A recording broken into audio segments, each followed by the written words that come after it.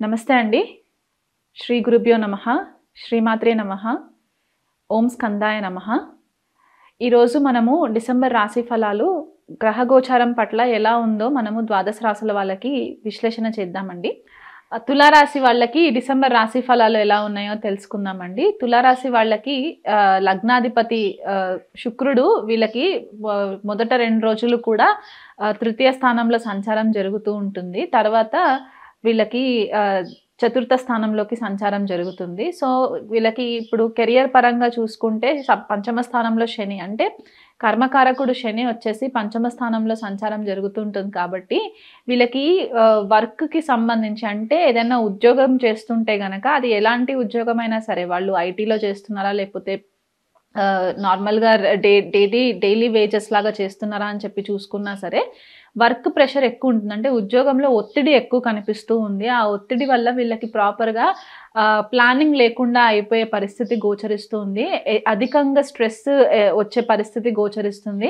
అధికారుల నుంచి ఒత్తిడి ఎక్కువ అయిపోతుంది. లేదా కొన్నిసార్లు ఏమవుతుందంటే వీళ్ళకి ఎంతైతే కెపాసిటీ ఉంటుందో దానికంటే ఎక్కువ వీళ్ళకి ఉద్యోగ భారం ఇచ్చే పరిస్థితి కనిపిస్తుంది. అంటే రెస్పాన్సిబిలిటీస్ ఎక్కువ ఇచ్చే పరిస్థితి కనిపిస్తుంది. కాబట్టి దానివల్ల కూడా కొద్దిపాటిగా వీళ్ళకి డిస్టర్బింగ్ అయ్యే పరిస్థితులు గోచరిస్తున్నాయి అన్నమాట.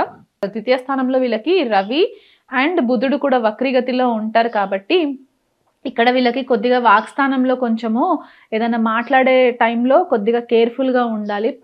ఎందుకంటే మాటలు కొద్దిగా ఈగోతో కూడిన మాటలు వస్తూ ఉంటాయి అన్నమాట. అంటే అహంకారపూరితమైన మాటలు వస్తూ ఉంటాయి. కాబట్టి ఆ విషయంలో కొద్దిగా కేర్ఫుల్గా ఉండాలి. తర్వాత డిసెంబర్ 15వ తారీఖున రవి ఎప్పుడైతే 3వ ఇంటికి, అంటే ధనుసు రాశిలోకి సంచారం జరుగుతుందో అప్పుడు ఒక తెలియని మోటివేషన్ వస్తుందన్నమాట. అంటే నేను ఏదైనా సాధించగలను, నా వల్ల అవుతుంది పని, నేను చేయగలను అనే ఒక వాళ్ళలో ఒక పవర్ పెరుగుతుందన్నమాట. ఒక మోటివేషన్ వచ్చే పరిస్థితి గోచరిస్తుంది. కాబట్టి అక్కడ కూడా రవి కొద్దిగా బెటర్గా రిజల్ట్స్ ఇస్తారు.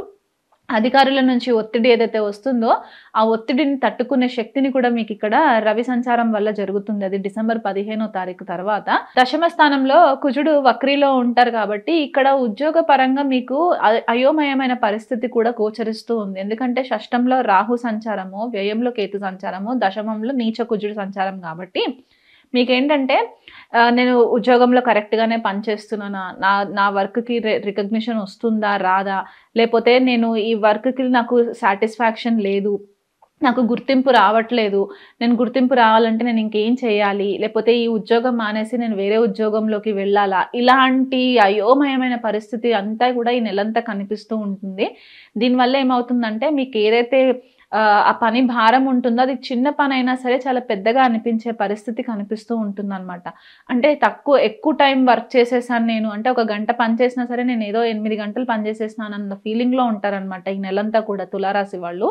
అష్టమంలో కూడా గురు సంచారం జరుగుతుంది. కాబట్టి గురుడు కూడా వక్రీలోనే ఉన్నారు. కాబట్టి వీళ్ళకి కొద్దిపాటిగా ఆరోగ్య సమస్యలు కూడా కొంచెం ఎక్కువ ఉండే పరిస్థితి గోచరిస్తుంది. ఎందుకంటే షష్టాధిపతి అష్టమంలో ఉండేసరికి ఏమవుతుందంటే కొంతమంది విపరీత రాజయోగ అంటారు. కానీ గోచార రీత్యా చూసుకుంటే మొదట మనల్ని హెల్త్ పరంగా బాధ పెడుతుంది. అంటే ఆరోగ్యంలో కొద్దిపాటిగా లోపాలు కనిపించే పరిస్థితులు కూడా గోచరిస్తున్నాయి. దానికి సొల్యూషన్ ఏంటంటే వీలైనంత మట్టుకు దగ్గరలో ఉన్న డాక్టర్స్ని ఇమీడియట్గా కన్సల్ట్ చేయడము. అంటే వీళ్ళకి ఎక్కువ మట్టుకు కాళ్ళకి సంబంధించి ఇబ్బందులు రావడము, డైజెషన్కి సంబంధించి ఇబ్బందులు రావడము, ఇలాంటి పరిస్థితులు గోచరిస్తున్నాయి.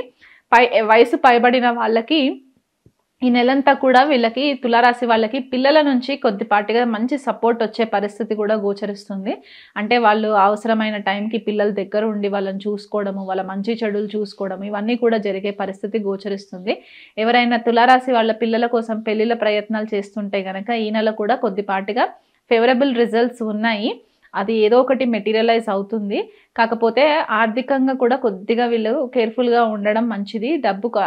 అనవసరంగా డబ్బు ఖర్చు అయిపోయే పరిస్థితి కనిపిస్తుంది. ఎందుకంటే ద్వితీయంలో బుధుడు వక్రీగతిలో ఉంటారు. కాబట్టి డబ్బు ఎక్కడ ఖర్చవుతుందో తెలియకుండా డబ్బు ఖర్చయ్యే పరిస్థితి ఉంది. ఎవరైనా భూములు అమ్మాలి, కొనుక్కోవాలి అని అనుకుంటే కనుక ఈ నెలంతా కూడా వాయిదాలు వేసుకుంటే మంచిది. మీరు తొందరపాటు నిర్ణయాలు తీసుకొని కనుక భూములు అమ్మాలి అని అనుకుంటే కనుక మీకు అనుకున్నంత లాభాలు కనిపించకపోవచ్చు ఈ నెలంతా కూడా. ఎందువల్ల అంటే కుజుడు వక్రీగతిలో నీచలో ఉంటారు కాబట్టి, మన భూమికారకుడు కుజుడు కాబట్టి ఆ ఉద్దేశపూర్వకంగా చెప్పడం జరుగుతుంది. అండ్ బుధుడు కూడా వక్రీలో ఉన్నారు కాబట్టి డాక్యుమెంటేషన్ చేసేటప్పుడు లిటిగేషన్ విషయంలో కొంచెం కేర్ఫుల్గా ఉండాలి. ఇది ద్వాదశ రాశుల వాళ్ళకి అందరికీ కూడా వర్తిస్తుంది. బుధుడు వక్రీగతి ఉండేది. ఏదైనా మాట్లాడాలనుకున్నప్పుడు చాలా క్లియర్గా మాట్లాడడానికి ప్రయత్నం కూడా చేయండి. ఆఫీస్ విషయాలలో కూడా మాట తీరు కొద్దిగా మర్చుకుంటే చాలా మంచిది. గాసిప్స్ చేయకండి. ఈ గాసిప్స్ అన్నీ కూడా మళ్ళీ బయటపడే పరిస్థితి ఉంది. దాంతో మీరు స్పాట్లైట్లోకి వచ్చే ఛాన్సెస్ కూడా కనిపిస్తున్నాయి. ఇంటి వాతావరణంలో ఇంట్లో మీ ఆడవాళ్ళ సలహాలు తీసుకోండి. అంటే ఒకవేళ తులారాశి వాళ్ళు కనుక మగవాళ్ళు అయి ఉంటే కనుక ఇంట్లో భార్య సలహా తీసుకున్న తర్వాతనే ఏదైనా ప్లానింగ్ చేయడానికి ప్రయత్నం చేసుకోండి. కుజుడు దశమ స్థానంలో కొద్దిగా కెరియర్ పరంగా మీకు సడన్ జాబ్ లాసెస్ కూడా కనిపిస్తున్నాయి కాబట్టి సుబ్రహ్మణ్యేశ్వర స్వామి ఆరాధన, హనుమాన్ చాలీసా చదువుకోవడం వల్ల కూడా మీకు ఒక మనోధైర్యం పెరిగే ఛాన్సెస్ కనిపిస్తున్నాయి. రవికి అర్ఘ్యం ఇవ్వండి. ఎందుకంటే ఉద్యోగంలో మీకు ఒత్తిడి తట్టుకునే శక్తి, మీకు మేనేజర్స్ నుంచి ఒత్తిడి తట్టుకునే శక్తి రావాలి అంటే రోజు ఉదయము 8 లోపు రవికి అర్ఘ్యం ఇచ్చి, అంటే ఒక రావి చెంబులో మంచినీళ్ళు, పసుపు, కుంకుమ కలిపేసేసి రవికి అర్ఘ్యం ఇవ్వడం వల్ల కూడా మీకు కొద్దిపాటిగా రిలీఫ్ వస్తుంది. మనోధైర్యం పెరుగుతుంది, ఆత్మస్థైర్యం పెరుగుతుంది. ఆ కాంపిటీషన్ని తట్టుకునే శక్తి కూడా మీకు వస్తుంది.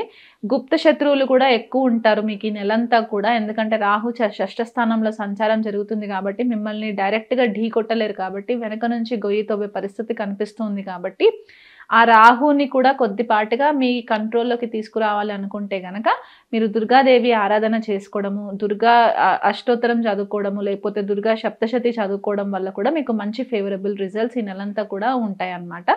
ఇంకా బెటర్గా తెలుసుకోవాలనుకుంటే కనుక మమ్మల్ని అయినా కాంటాక్ట్ చేయొచ్చు, లేకపోతే మీ దగ్గరలో ఉన్న ఆస్ట్రాలజర్స్ని కూడా కాంటాక్ట్ చేయొచ్చు. డిసెంబర్ గ్రహ గోచారము మనం కనుక చూసుకున్నట్లయితే ద్వాదశ రాశుల వాళ్ళకందరికీ కూడా ఒక కామన్ రెమెడీ నేను చెప్తానండి. ఎందువల్ల అంటే ఇప్పుడు ప్రజెంట్ మన గోచారం చూసుకుంటే కుజుడు వక్రీగతిలో ఉన్నారు, బుధుడు వక్రీలో ఉన్నారు, గురుడు కూడా వక్రీలో ఉన్నారు. కాబట్టి ఈ 3 గ్రహాలు వక్రీలో ఉన్నప్పుడు ఏంటంటే మనం ఏదైనా ప్లానింగ్ చేసినప్పుడు రెగ్యులర్గా మనం ఎప్పుడైతే ఒక స్ట్రెయిట్ ప్రాసెస్లో ప్లానింగ్ చేసుకుంటామో దానికంటే కూడా కొద్దిగా భిన్నంగా ఆలోచించే పరిస్థితులు మనకి వక్రీ గ్రహాలు మనకి ఇండికేషన్ ఇస్తూ ఉంటాయి అన్నమాట. సో ఈ నెలంతా కూడా మీది మేషరాశి, మీనరాశి అనేది లెక్క లేకుండా ద్వాదశ రాశులు అందరూ కూడా ఈ డిసెంబర్ మాసంలో సుబ్రహ్మణ్యేశ్వర స్వామి ఆరాధన ఎంత చేసుకుంటే మీకు అంత బెటర్ రిజల్ట్స్ వస్తాయి. అందులో మనకి డిసెంబర్ 6వ తారీఖున సుబ్రహ్మణ్య షష్ఠి కూడా జరుగుతుంది. కాబట్టి మీరు ఉండే ప్రాంతాలని బట్టి మీకు దగ్గరలో ఎక్కడైనా సరే సుబ్రహ్మణ్యేశ్వర స్వామి ఆలయం కనిపిస్తే కనుక ఆ రోజు ఖచ్చితంగా ఆ ఆలయానికి సందర్శించండి. కొన్ని టెంపుల్స్లో ఏంటంటే కళ్యాణాలు చేయిస్తుంటారు, కొన్ని పీఠాలలో కూడా కళ్యాణాలు చేయిస్తుంటారు. అవి ఎక్కడ ఉన్నాయో తెలుసుకొని దానికి డొనేషన్స్ కట్టండి. ఆ డొనేషన్స్ కట్టినా పర్లేదు, లేకపోయినా మీరు టెంపుల్లో డొనేషన్స్ చేసినా కూడా పర్లేదు. సుబ్రహ్మణ్య షష్ఠి రోజు మాత్రం ఖచ్చితంగా టెంపుల్ విజిట్ చేయండి. ఎస్పెషల్లీ మనకి ఇప్పుడు ఇది ఒక మంచి అవకాశం అన్నమాట. కుజుడు నీచలో ఉండి వక్రీగతిలో ఉన్నప్పుడు సుబ్రహ్మణ్యేశ్వర స్వామి అధిదేవత అవుతారు. కాబట్టి ఎవరికైనా సరే ల్యాండ్ రిలేటెడ్ ప్రాబ్లమ్స్ ఉన్నా, అంటే కొంతమందికి ఏంటంటే భూములు కొనుక్కున్నా సరే అది ఎంజాయ్ చేసే పరిస్థితులు కూడా కొంతమందికి ఉండవు. అండ్ భార్యాభర్తల మధ్యలో కొంతమందికి సమస్యలు ఎక్కువ ఉంటూ ఉంటాయి. పిల్లలు పుట్టలేని వాళ్ళు కొంతమంది దంపతులు చాలా ఎదురు చూస్తూ ఉంటారు కదా. వీళ్ళందరికీ కూడా నేను క్లుప్తంగా చెప్పే రెమెడీ ఏంటంటే ఈ నెలలో సుబ్రహ్మణ్యేశ్వర షష్ఠి మాత్రం అసలు మిస్ అవ్వద్దు. దగ్గరలో ఉన్న సుబ్రహ్మణ్యేశ్వర స్వామి ఆలయాన్ని మాత్రం సందర్శనం చేసుకోండి. అండ్ కుంభరాశి, మీనరాశి అండ్ మకర రాశి, కర్కాటక రాశి అండ్ వృశ్చిక రాశి, ఈ 5 రాశుల వాళ్ళు కూడా క్రమం తప్పకుండా ప్రతి శనివారము దగ్గరలో ఉన్న శనేశ్వర ఆలయంకి వెళ్ళి 19 ప్రదక్షిణాలు చేసుకొని తైలాభిషేకం కనుక మీరు చేయించుకున్నట్లయితే మీకు ఈ డిసెంబర్ అంతా కూడా ఫేవరబుల్ రిజల్ట్స్ వస్తాయి.